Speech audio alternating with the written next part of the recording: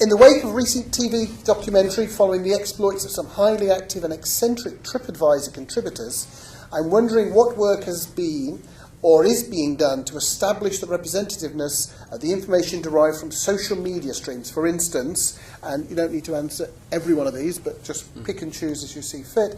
Is the content of these media dominated by addicts? How are they different from normal consumers? I've added that intonation on the word normal, Midge didn't. Is analysis based on social media discourse representative of anything other than those who are avid social media users? And finally, does it tell you anything about the 45-plussers? So are normal people online, I guess, is it? When you say sort of online, you have people that will use the platforms that are out there, like the eBays and the Amazons and the Tripadvisors. Obviously, you gather a lot of information and content from there. We've all done it, looked at a hotel recommendation, and you can really get an idea of how someone's being very irate about something in particular that happened to them, rather than the overall kind of representation that they got of the business and the brand. So, are they normal people? So, if the question is, are they people that will go onto Twitter, Facebook, Google Plus, go into YouTube, do some searches? I don't know. It's not necessarily. You have individuals that are sort of moving away from wanting to be involved in social media because they don't want people to know about their social graph, so what they're doing on a daily, weekly, monthly basis. But that wouldn't stop them from actually sharing their experience, good or bad, with the review sites. Yep. Nick, are you using any of this yet? Yeah, I mean, I suppose to come back on a couple of points. So firstly, are they normal people? I think when we look at any social discourse analysis, then I think we see that, so social media discourse analysis, we see that, for example, Twitter is hugely overrepresented simply because it's an open platform, and therefore everything that goes on Twitter is easy for most of the spiders that are out there collecting this stuff to be reported. We know that Twitter in particular has a very discrete socio-demographic. It's got a really strong regional skew within the UK. It's got a strong socio-demographic skew within the UK that says actually Twitter is not representative of, certainly from our brand, our 28 million customers, right? So I think it's the same as, very similar points we were making before, is if you're looking at stuff that's coming through Twitter, Twitter's a great way of seeing, am I seeing service problems coming through? Am I seeing, we've had an outage in a network, is there any noise about it? But absolutely it's not representative, it's just another source that as an insight team we have to look at and understand what it tells us. So I think anyone who's looking at a Twitter feed as being absolutely representative of the opinion of the UK, I think is kidding themselves. I suppose secondly, your point around over 45, so currently 34% of people 45 to 54 are on Facebook. Forecast is by 2015 75% of them will be on Facebook. Largest growth area in terms of demographics in the UK for Facebook is all of the age groups over 45. So it might not tell us anything today, but I think it's one of those things that to bear in mind that's coming.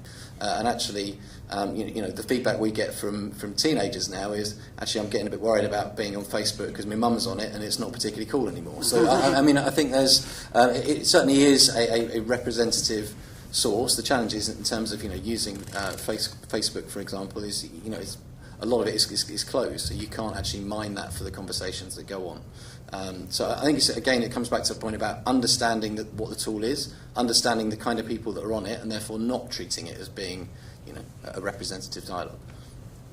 Could I just focus the question there a bit? My point was that these Tripadvisors people, I know they use the most eccentric. I know they use the most eccentric people that they could find on the TV programme, but they were posting hundreds of Tripadvisor reviews in a year.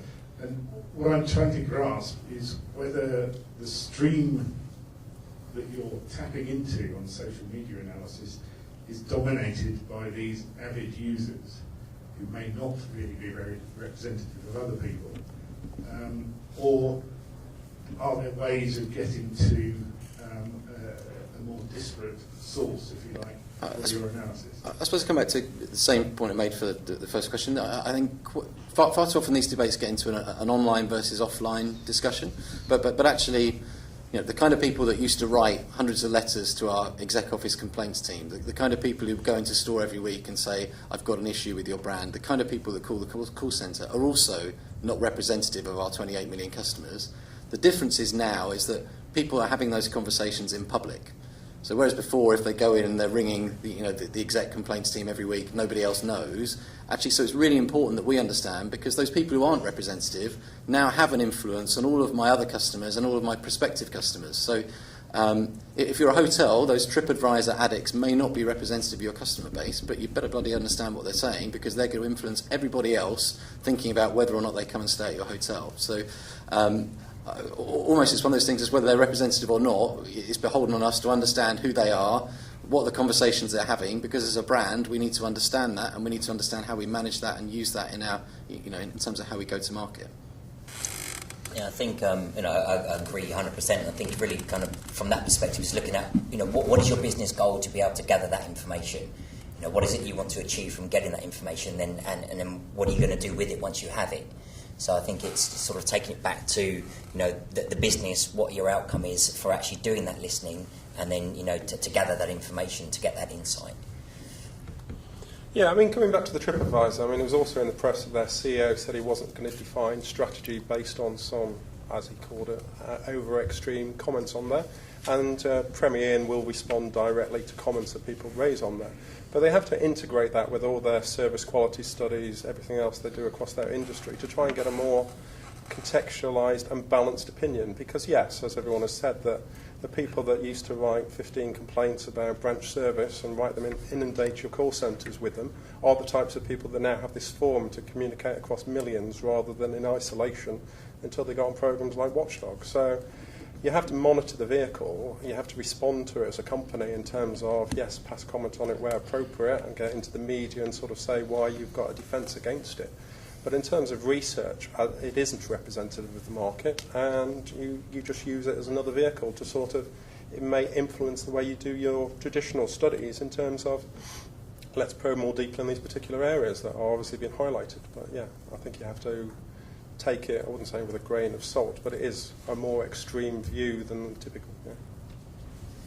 I think that one of the things that a lot of researchers begin to understand is that we're having to learn from qual and adapt to ideas like triangulation. So if you as a manager, you go and visit a hotel and you think it's a bit tired around the edges, it's just like that today, and then you have a look in eBooker and Tripadvisor and a few other places, and other people have said the same thing, say, that's interesting.